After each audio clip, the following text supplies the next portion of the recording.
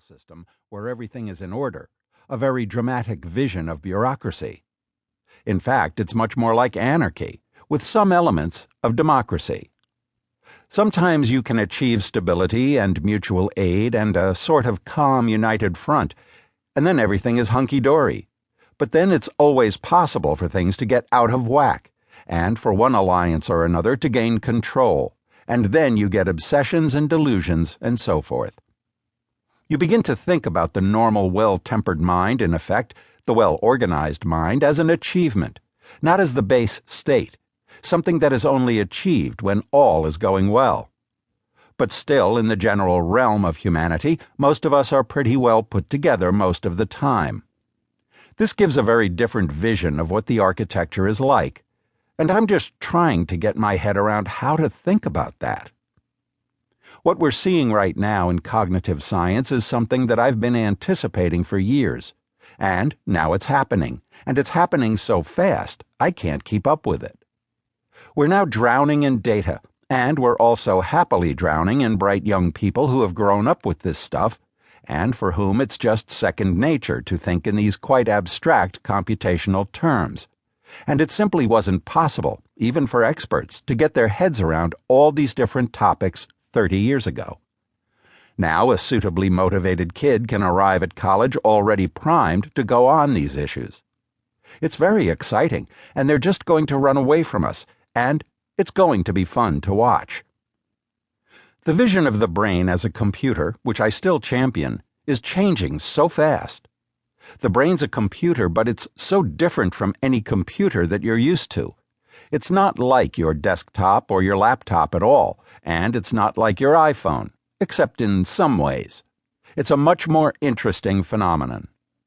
What Turing gave us for the first time, and without Turing you just couldn't do any of this, is a way of thinking in a disciplined way about phenomena that have, as I like to say, trillions of moving parts. Until the late 20th century, nobody knew how to take seriously a machine with a trillion moving parts. It's just mind-boggling. You couldn't do it, but computer science gives us the ideas, the concepts of levels, virtual machines implemented in virtual machines implemented in virtual machines, and so forth. We have these nice ideas of recursive reorganization, of which your iPhone is just one example, and a very structured and rigid one at that.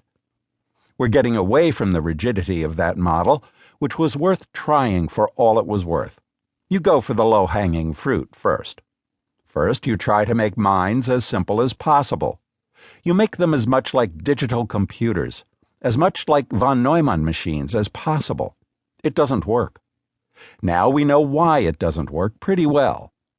So you're going to have a parallel architecture because, after all, the brain is obviously massively parallel. It's going to be a connectionist network. Although we know many of the talents of connectionist networks, how do you knit them together into one big fabric that can do all the things minds do? Who's in charge? What kind of control system?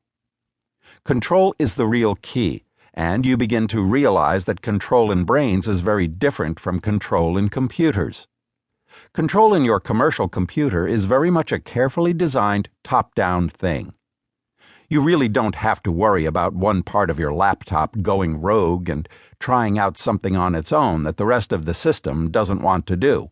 No, they're all slaves. If they're agents, they're slaves. They are prisoners. They have very clear job descriptions. They get fed every day. They don't have to worry about where the energy's coming from, and they're not ambitious. They just do what they're asked to do, and they do it brilliantly, with only the slightest tint of comprehension. You get all the power of computers out of these mindless little robotic slave prisoners. But that's not the way your brain is organized. Each neuron is imprisoned in your brain. I now think of these as cells within cells, as cells within prison cells. Realize that every neuron in your brain, every human cell in your body, leaving aside all the symbionts, is a direct descendant of eukaryotic cells that lived and fended for themselves for about 1 billion years as free-swimming, free-living little agents. They fended for themselves, and they survived. They had